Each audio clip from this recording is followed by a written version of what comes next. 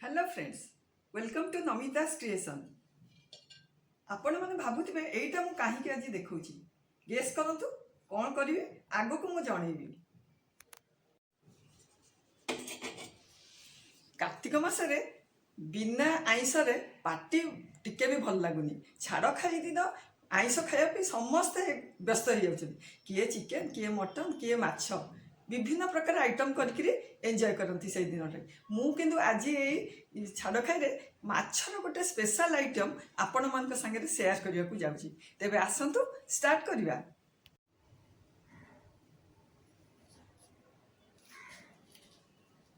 देखंतु बिना तेल रे आमर केमती हेल्दी माछ रेसिपी तैयारी हो गला।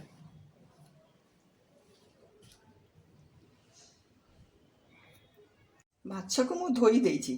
एई जो डिशटा करूछि मु आपण जेकोसी माछ नहीं पारबे। मु एइटारे मिरकाली माछ नेछि, आकु काटिकी धोई देछि, लूण पकेकी टिके ताकु भल भाबरे मैरिनेट कर देबा। तार चारि कड़े लूण लगै देबा। हळदी मु एबे पकोउदी। माछरे लूण गोलेकरी ताकु 5 मिनिट पे रेस्ट करबा को दबा। सेई भितरे आमे हमर मसला प्रिपेयर करबा। माछर ये रेसिपी पे मु ए सब इंग्रेडिएंट्स दरकार। नड़िया कोरा गोटे टेबल स्पून, धनिया हाफ टी स्पून, जीरा, गोलमर्च, अदा गोटे इंच, सुखिला लंका, रसुण, एटा तेंतुली तेंतुली मंजी कढ़ा होगी अच्छी, 2टा कंचा लंका, गोटे पियाज, किछि धनिया भुसंग पत्र। पियाज को टिके छोट छोट करके काटिदेबा। गोटे पियाज मु नहीं, मोर तो 4टा पीस माछ। आपण ए पियाज को माछ अनुसार कम बेसी कर पारे।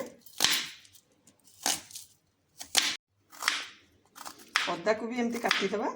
सबू मसला ताकू गोटे पेस्ट बनई देबा। ग्राइंडिंग जार रे आमे पियाज,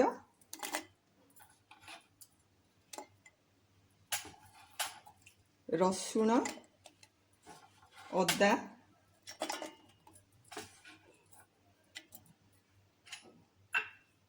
गोटा धनिया,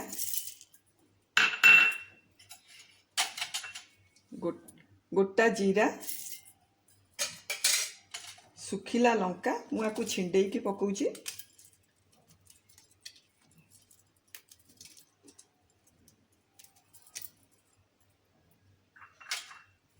गोलमर्च,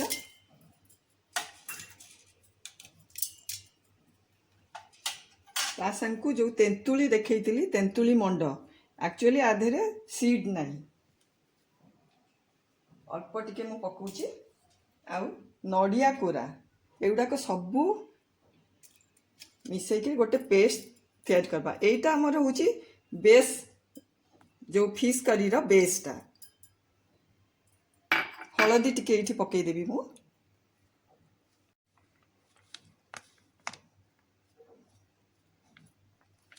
आमे एई रेसिपी रे कोनोसी गुंड मसला यूज करबानी।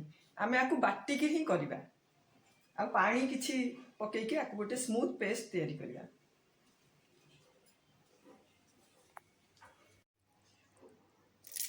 मो नड़िया थिला एई जगह रे, सेई जगह रे टिके पानी आनिके पकईछि।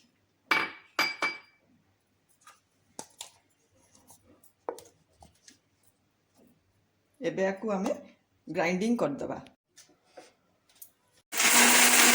आमर ये मसलार बेसटा तैयारी हो गला। आधे आमे पानी सफिशिएंट दबा, कहीं ना यही लिक्विड रे ही माछटा सिझिबो हमर। आ एथिरे किछि भी तेल लागिबोनी। आ एटा गोटे गोटे हेल्दी फिश रो गोटे आइटम। आपण माने निश्चय एटा को करिवे। आ केमती लागिला मते जणेबे। कर दबा। आमर यही माटी पात्र को गरम करवा। एइथिरे माछर जो रेसिपी मु करबी ता टेस्टटा बहुत बढ़िया लगे। कंचा माछरे मु करूची, आधे तेल टिके भी यूज हेबनी। लास्ट को टिके आमे पार्टी को भल लागिबा पई टिके बघारिबा।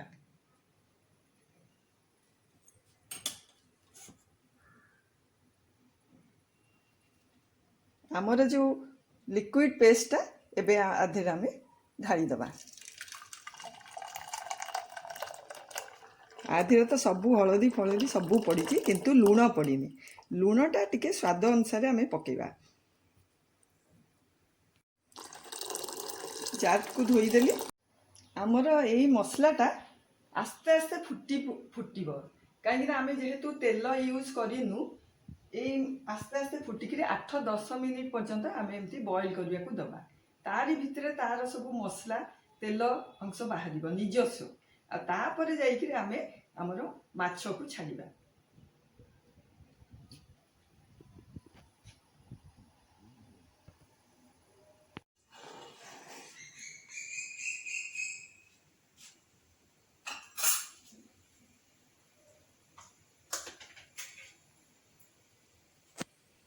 ଆମର ଏଇ ଗ୍ରେଭିଟା 8 ମିନିଟ୍ ଖଣ୍ଡେ ହେଇଗଲାଣି ଫୁଟୁଛି। ଏବେ ଆମେ ମାଛ ପିସ୍ ଗୁଡ଼ାକ ପକେଇଦେବା।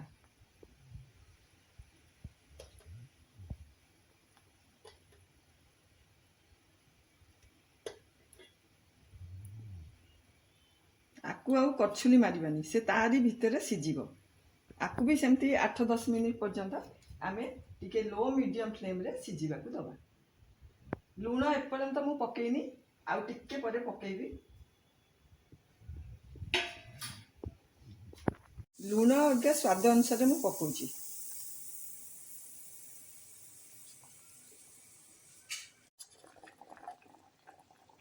ଏମିତି କଞ୍ଚା ଲଙ୍କାକୁ ଏମିତି ମଝିରେ ମୁଁ କାଟି ଦେଇଛି। ଏବେ ଆଧିରେ ଆମେ ପକେଇଦେବା।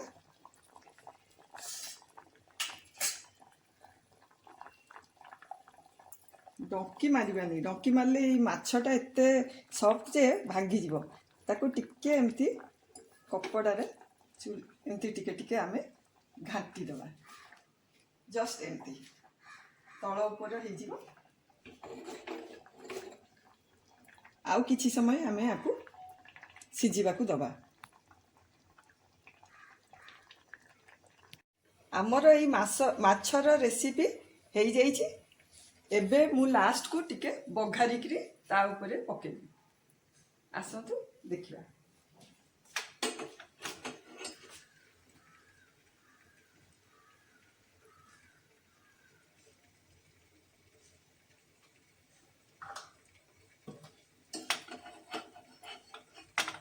ବଘାରିବା ପାଇଁ ମୁଁ 1 ଟେବୁଲ୍ ସ୍ପୁନ୍ ସୋରିଷ ତେଲ ପକେଇଛି। ଗରମ ହେଇଗଲାଣି। ଏବେ ମୁଁ ସୋରିଷ 1 ଟିସ୍ପୁନ୍ ପକଉଛି। କିଛି ଭୃଷଙ୍ଗ ପତ୍ର,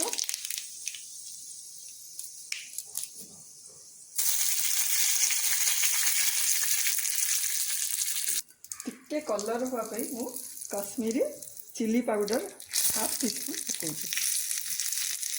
ଏବେ ଆମର ଏଇ ବଘରାକୁ ଏଇ ମାଛ ତରକାରୀରେ ପକେଇବା।